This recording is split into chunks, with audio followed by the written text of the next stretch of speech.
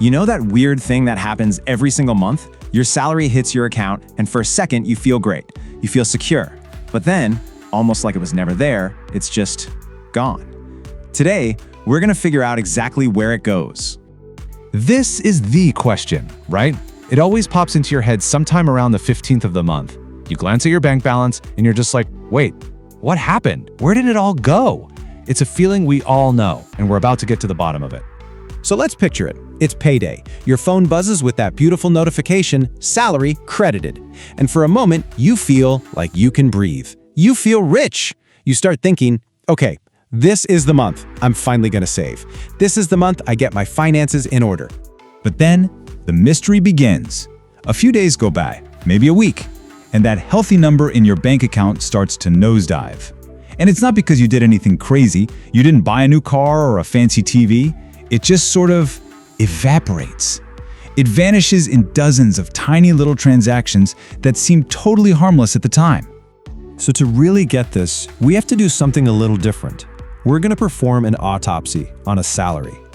Let's dig into our case study, a monthly income of 50,000 rupees.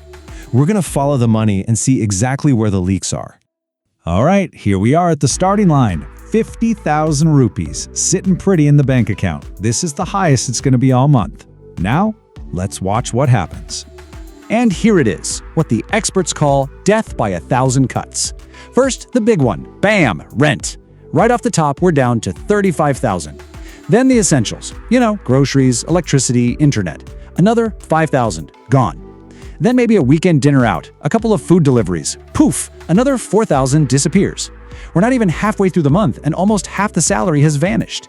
A small EMI, fuel for the bike, a quick online purchase, each one feels tiny, but together it's like a waterfall draining the account. And after all those small and normal expenses, this is what's left. 2,000 rupees. Think about that. From 50,000 all the way down to this. And it's so shocking because it all happened one completely normal purchase at a time. Now, let's really think about that month. Was there some huge, lavish vacation? A big designer shopping spree? A massive party? Nope, nothing. This was just normal life. And that's the scariest part, isn't it? Your money doesn't disappear in one big, obvious mistake. It just slowly and silently leaks away through the steady drip, drip, drip of everyday living. So if it's not some big, irresponsible purchase, then what's really going on here?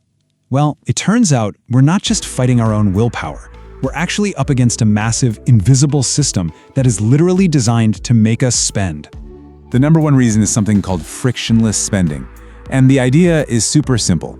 Companies have engineered payments to be as easy and thoughtless as possible.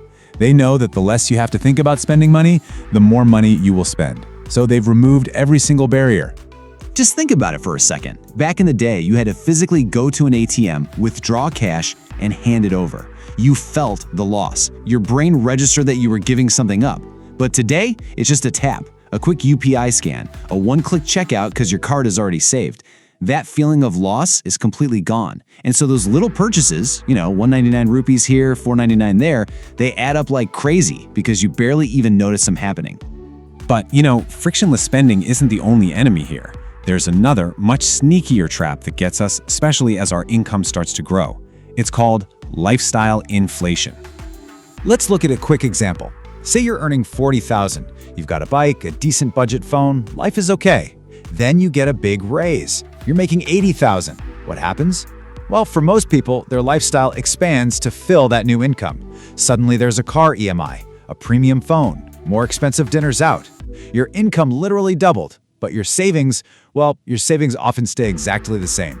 You're not actually getting richer. Okay, so that's the problem. And I know it can feel a little overwhelming, right? But here is the really good news. Taking back control of your money is actually way simpler than you think. There are 3 incredibly powerful habits that can completely change the game for you.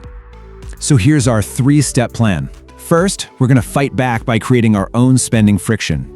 Second, we're gonna use a simple mind trick called the 24-hour rule to stop impulse buys dead in their tracks.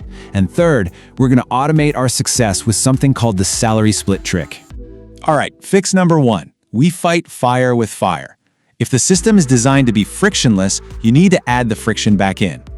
Go into your favorite shopping and food delivery apps right now and delete your saved cards. Seriously, just the tiny act of having to get up, find your wallet, and type in the card number creates a pause. And in that pause, your rational brain kicks in and asks, wait a minute, do I really need this?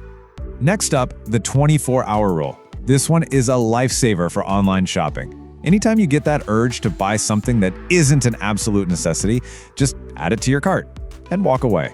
Just wait 24 hours. I promise you, you will be shocked at how many of those I absolutely must have this right now items you completely forget about by the next day.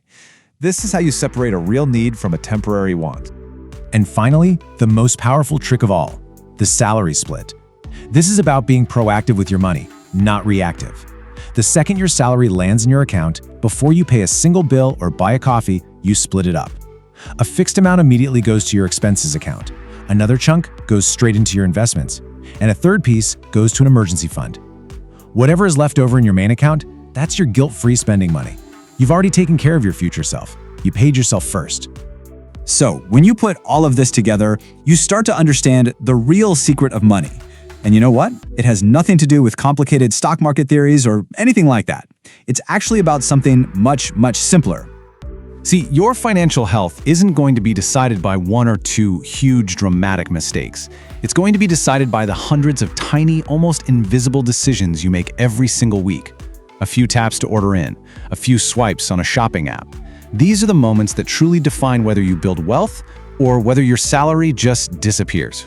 And really, that's what this all comes down to. We spend so much of our lives chasing a bigger paycheck, thinking that earning more is the solution to all our money problems. But true financial freedom, it's not just about what you earn. It's about building the simple habits and the discipline to keep and to grow more of the money you already have.